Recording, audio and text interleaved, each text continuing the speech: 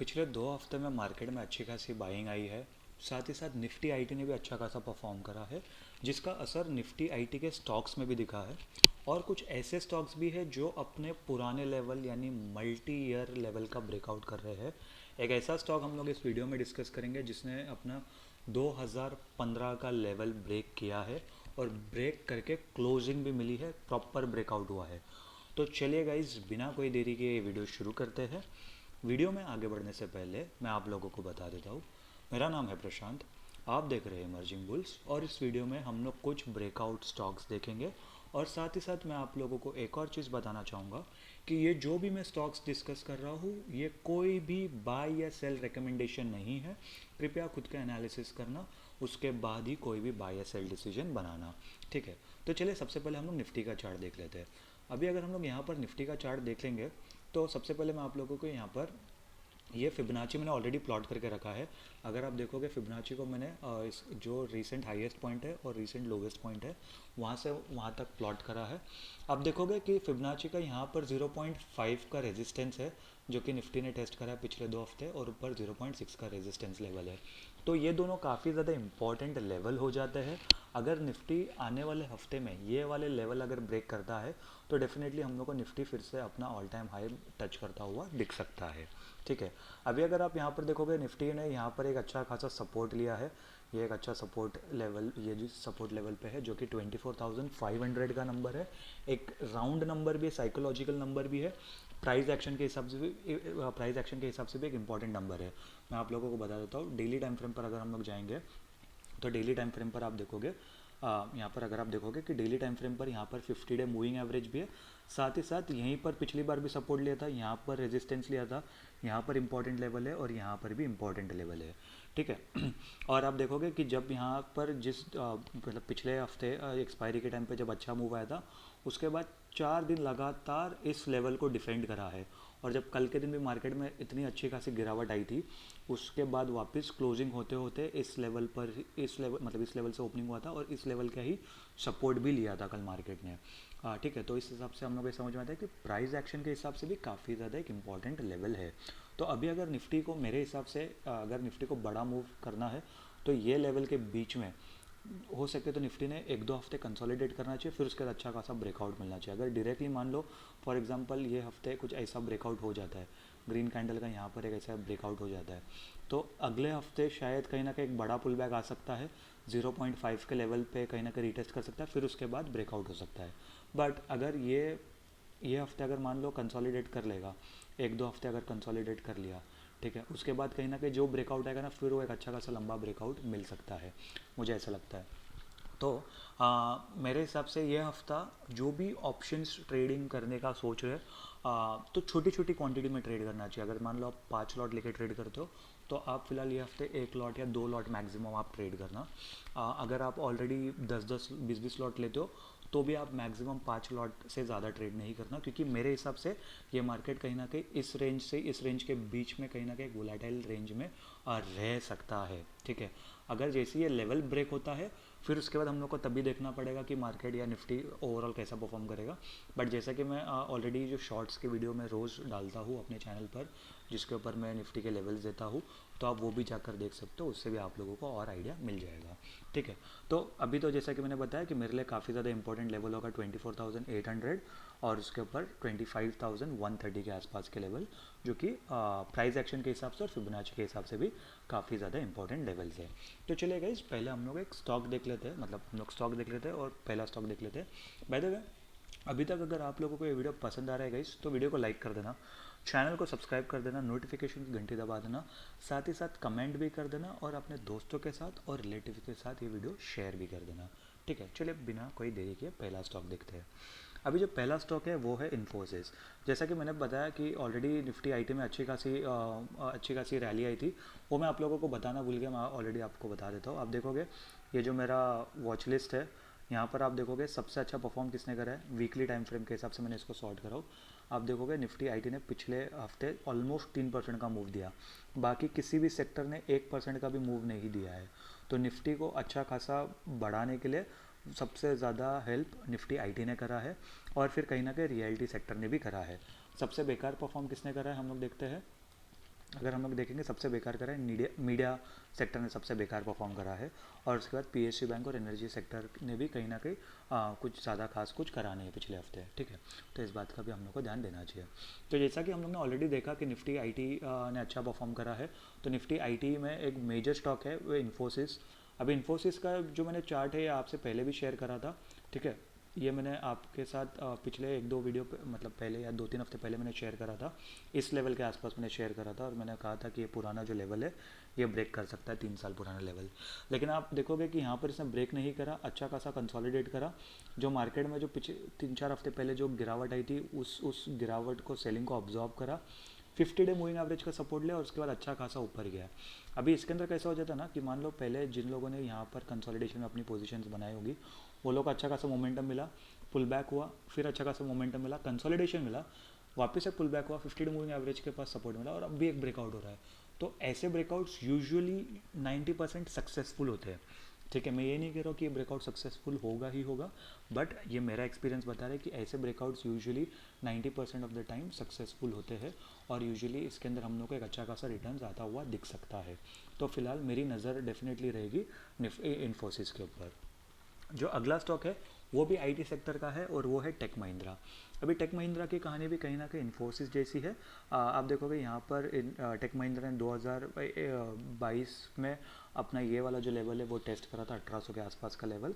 उसके बाद काफ़ी अच्छा प्राइस एक्शन बना के, अच्छा खासा प्राइस एक्शन बना के यहाँ पर अच्छी खासी गिरावट आई थी, बट कहीं ना कहीं इसके बाद एक ही रेंज में कंसोलिडेट कर रहा था।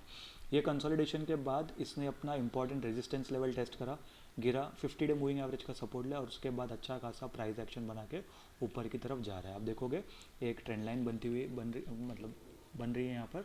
तो कहीं ना कहीं प्राइस एक्शन के हिसाब से अच्छा खासा आप देखोगे ऊपर गया, पुल बैक लिया, ऊपर गया, पुल बैक लिया, ऊपर गया, पुल बैक लिया और वापस ऊपर जा रहा है। तो यहाँ पर ये ब्रेकआउट होगा, तो मैं ब्रेकआउट पे तो ट्रेड नहीं करूँगा क्योंकि यहाँ पर एक पुल बैक बाकी है। तो कहीं ना कहीं एक पुल बैक लेके फिर अगर ब्रेकआउट होगा तो ये जो ट्रेंड है वो भी ट्रेंड कंफर्म हो जाएगा। साथ ही साथ मुझे एक अच्छा क्या कहते हैं स्टॉप लॉस भी मिल जाएगा, छोटा स्टॉप लॉस और बड़ा टारगेट में यहाँ पर टेक महिंद्रा में प्लान कर सकता हूँ। तो इस स्टॉक पर भी मेरी नज़र डेफिनेटली रहेगी। और ये दूसरा स्टॉक था आईटी सेक्टर में का।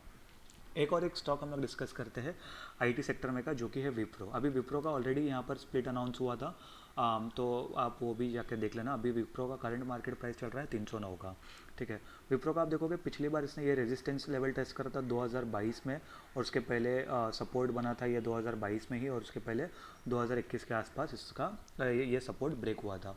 ऊपर डबल टॉप पैटर्न बन के अच्छी खासी गिरावट आई थी।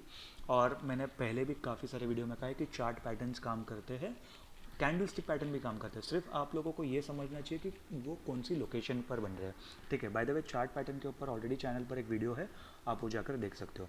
आप देखोगे यहाँ पर एक अच्छा खासा कंसोलिडेशन भी हुआ था, ठीक है। ये कंसोलिडेशन में अच्छा खासा एक्यूमुलेशन हुआ यहाँ पर। फिर उसके बाद अच्छा खासा इसने विप्रो ने ऊपर जाने की कोशिश किया, नहीं जा पाया, पुल बैक लिया, 50 डे मूविंग एवरेज पर फिर सपोर्ट लिया, फिर ऊपर गया, पुल बैक लेके वापस अपने इंपॉर्टेंट लेवल को यहाँ पर टेस्ट कर रहा है। यहाँ पर भी कहीं ना कहीं एक ट्रेंड लाइन सी बन रही है, और अगर यहाँ पर ये ट्रेंड लाइन और ये हॉरिजॉन्टल रेजिस्टेंस, तो कहीं ना कहीं आप देखोगे असेंडिंग ट्रायंगल पैटर्न जैसा हुआ बनता हुआ दिख रहा है हम लोग को। अभी इसके अंदर मेरा ट्रेड कैसे एक्टिवेट होगा, यहाँ पर अगर कुछ दिन कंसोलिडेट करके ब्रेकआउट होगा तो ज़्यादा अच्छा है, क्योंकि यहाँ पर आप देखोगे लगातार एक ग्रीन कैंडल बनती हुई जा रही है। तो यहाँ पर कंसोलिडेट होगा या 2-3 रेड कैंडल या फिर ग्रीन कैंडल, छोटी छोटी ग्रीन कैंडल बनती है स्पिनिंग डोजी जैसे, और फिर उसके बाद ब्रेकआउट होता है तो मैं एंट्री बनाने का सोच सकता हूँ। या तो फिर एक ब्रेकआउट हो, पुल बैक ले, फिर उसके बाद ब्रेकआउट हो, और साथ ही साथ फिर जब ये वाला लेवल जब टेस्ट होगा, ठीक है, ये वाला जो लेवल है ये जब ब्रेक होगा तो उसके बाद मैं और अपने क्वांटिटी बढ़ा सकता हूँ। फिलहाल जब तक ये वाला लेवल ब्रेक नहीं होगा तब तक मैं 30-40% क्वांटिटी से ज़्यादा क्वांटिटी लेना नहीं पसंद करूँगा, ठीक है। तो चलिए अगला स्टॉक देखते हैं। अगला स्टॉक है स्वान एनर्जी लिमिटेड। अभी ये हम लोग का नॉर्मल एक ब्रेकआउट सा स्टॉक है, इसके अंदर कुछ मल्टी ईयर ब्रेकआउट कुछ है नहीं है। अगर हम लोग देखेंगे ये 2024 में ही इसने ये लेवल को टेस्ट करा, उसके बाद फिर से कुछ महीने पहले इसने ये लेवल को टेस्ट करा, बट फिर भी ब्रेक नहीं कर पाया। अभी आप देखोगे पिछले 3 हफ्ते से इसके अंदर एक अच्छा पैराबोलिक मूव आया है, साथ ही साथ वॉल्यूम्स भी काफ़ी ज़्यादा इंटरेस्टिंग आए। आप देखोगे इसके पहले जो वॉल्यूम्स आए थे वो आए थे अप्रैल के मंथ के आसपास। अभी 6-8 महीने बाद इतने अच्छे वॉल्यूम्स आए हैं। वॉल्यूम्स के ऊपर भी ऑलरेडी एक चैनल पर डेडिकेटेड वीडियो है, आप वो जाकर देख लेना, आप लोगों को काफ़ी ज़्यादा हेल्प मिलेगी उस वीडियो से, और वीडियो को देखने के बाद कि वॉल्यूम्स किस तरीके से काम करते हैं और वॉल्यूम्स के बेसिस पर हम लोग को ट्रेड में एंट्री या एग्जिट कैसे प्लान करना चाहिए। तो ये फिलहाल यहाँ पर पिछले 3-4 हफ्ते से एक अच्छा खासा मूव आया है, तो फिलहाल ये मेरी वॉच लिस्ट में तो रहेगा, लेकिन मैं इसके अंदर एंट्री अभी नहीं करूँगा। अगर मान लो कि अगर ये हफ्ते अगर इतनी बड़ी ग्रीन कैंडल भी बन जाती है तो मैं 10% क्वांटिटी एक बार लेके चला भी जाऊँगा, लेकिन मैं ज़्यादा कॉन्फिडेंट तब रहूँगा या तो यहाँ पर कंसोलिडेट करके ब्रेक करे, या तो फिर ब्रेकआउट होने के बाद एक अच्छा खासा पुल बैक हो और फिर ब्रेक करे, तो मैं फिर उसके बाद मतलब थोड़ा कॉन्फिडेंटली एंट्री बनाने का सोच सकता हूँ। चलिए अभी हम लोग एक मल्टी ईयर ब्रेकआउट स्टॉक देख लेते हैं। अभी मल्टी ईयर ब्रेकआउट स्टॉक की हम लोग बात करते हैं, तो ये जो स्टॉक है DCM लिमिटेड, आप देखोगे 2021-22 के आसपास इसने ये लेवल को टेस्ट करा था। अच्छा खासा इधर एक कंसोलिडेशन हुआ टॉप पे, उसके बाद अच्छी खासी गिरावट आई 200 डे मूविंग एवरेज के बाद कंसोलिडेट होके, फिर उसके बाद 200 डे मूविंग एवरेज का सपोर्ट लिया इसने 3-4 बारी, और अभी 50 डे मूविंग एवरेज का सपोर्ट लेके अच्छा खासा ऊपर की तरफ जा रहा है। आप देखोगे पिछले हफ्ते ही इसके अंदर इतना बड़ा मूव आया, साथ ही साथ आप देखोगे इसके अंदर जो वॉल्यूम्स है रिसेंट टाइम में सबसे ज़्यादा हाई वॉल्यूम्स आए हैं इस पर्टिकुलर पिछले हफ्ते में, ठीक है। तो डेफिनेटली इसके अंदर एक अच्छा खासा मूव आया है, बट क्या इसके अंदर एंट्री अभी बन सकती है? तो मेरे एनालिसिस के हिसाब से या जो मेरा सेटअप है उसके हिसाब से नहीं बन सकती है, क्योंकि अगर जो मुझे स्टॉप लॉस रहेगा वो इतना बड़ा हो जाएगा। तो ये 140 रुपये का प्राइस है, अगर 70 रुपये का मैं स्टॉप लॉस रखूँगा तो मुझे टारगेट कम से कम 140 का, अगर ये कम से कम 360-350 के आसपास होगा, तब जाके ही मेरा रिस्क टू रिवॉर्ड 1:3 का बैठेगा, तब जाके मेरे लिए कुछ ना कुछ ये बेनिफिशियल होगा। बट 140 से 350 जाने में काफ़ी ज़्यादा एक टाइम लग सकता है, और मेरा पैसा काफ़ी ज़्यादा टाइम तक ब्लॉक रह सकता है। तो मैं उससे अच्छा क्या पसंद करूँगा कि जैसा कि मैंने पहले कहा, कंसोलिडेट हो, या इधर ही ऑलरेडी एक पुल बैक आ जाए फिर ब्रेकआउट करे, या फिर ब्रेकआउट के बाद पुल बैक आ जाए और फिर उसके बाद मैं एक अच्छा खासा उधर मुझे एक ये क्या कहते हैं हैमर टाइप कैंडल मिल जाए, डोजी टाइप कैंडल मिल जाए और डोजी का ब्रेकआउट हो जाए, वैसा कुछ मुझे यहाँ पर एंट्री के लिए कैंडल मिल जाएगी, तो मैं उस हिसाब से फिर एंट्री बनाने का सोच सकता हूँ। By the way candle stick pattern के ऊपर भी वीडियो है चैनल पर, वो भी आप जाकर देख सकते हो, आपको बहुत ज़्यादा अच्छे से इंसाइट्स मिल जाएगी। चलिए हम लोग का आखिरी स्टॉक देखते हैं जिसने 2015 का ब्रेकआउट कर दिया है। तो आप देखोगे इस लेवल का ऑलरेडी ब्रेकआउट हो चुका है। ये जो स्टॉक है वो है यूनाइटेड नीलगिरी टी लिमिटेड। मैं इसका चार्ट को आप लोगों को पीछे लेके जाता हूँ, आप लोगों को समझ में आएगा कि मैं कौन से लेवल की बात कर रहा हूँ। तो आप देखोगे ये वाला जो लेवल है 2015 को इसने टेस्ट करा था, 2015 को इसने सबसे पहली बार टेस्ट करा था, फिर 2017 में वापस इसने ब्रेक करने का कोशिश किया बट ब्रेक नहीं कर पाया।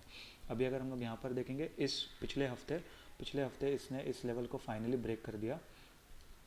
देखोगे पिछले हफ्ते इसने फाइनली इस लेवल को ब्रेक करके क्लोजिंग भी दे दिया है। पिछले 2 बार ही ब्रेक किया था लेकिन क्लोजिंग उसके नीचे हो रही थी, इस लेवल के क्लोजिंग नीचे हो रही थी और कभी भी क्लोजिंग ऊपर नहीं कर पा रहा था। इस बार क्लोजिंग हुई है, डेफिनेटली इतनी ज़्यादा बड़ी क्लोजिंग नहीं है बट एक स्ट्रॉन्ग कैंडल के साथ क्लोजिंग हुई है। साथ ही साथ वॉल्यूम्स भी काफ़ी ज़्यादा अच्छा है। इसके पहले आप देखोगे तो वॉल्यूम्स इतने अच्छे आए थे 2021 में, 2021 के बाद 2024 में 2 बार ही इतने अच्छे वॉल्यूम्स आए। तो डेफिनेटली इसके अंदर एक अच्छा खासा इंटरेस्ट बन रहा है लोगों का, और यहाँ पर से ये ब्रेकआउट भी अभी कंफर्म हो चुका है, क्लोजिंग भी आ चुकी है, तो डेफिनेटली इसके अंदर मैं एंट्री बनाने का सोच सकता हूँ। बट जैसे कि मैंने बताया कि बड़ी ग्रीन कैंडल का फ़ायदा यही होता है कि इसके अंदर स्ट्रॉन्ग मोमेंटम हम लोग को दिख जाता है। पिछले 3 हफ्तों से अच्छा खासा मोमेंटम दिख रहा है, बट जो स्टॉप लॉस है वो भी काफ़ी ज़्यादा बड़ा हो जाता है। तो इतने बड़े स्टॉप लॉस के साथ यूजुअली मैं अपनी पोजीशंस बनाना पसंद नहीं करता हूँ। मैं अपनी पोजीशंस बनाऊंगा या तो पुल बैक हो ब्रेकआउट के पहले, या तो ब्रेकआउट के बाद पुल बैक हो, या तो फिर कंसोलिडेट करके फिर ब्रेकआउट हो, तब मैं कहीं ना कहीं पोजीशंस बना सकता हूँ, क्योंकि मेरा जो स्टॉप लॉस है वो काफ़ी ज़्यादा छोटा हो जाता है। लो स्टॉप लॉस, ठीक है, लो स्टॉप लॉस हाई रिटर्न, ये हम लोग का फंडा होना चाहिए, ठीक है। तो ये थे गाइज आज के कुछ स्टॉक्स जो मुझे अच्छे लग रहे हैं आने वाले कुछ हफ्तों के लिए। आई होप आपको ये वीडियो पसंद आया होगा।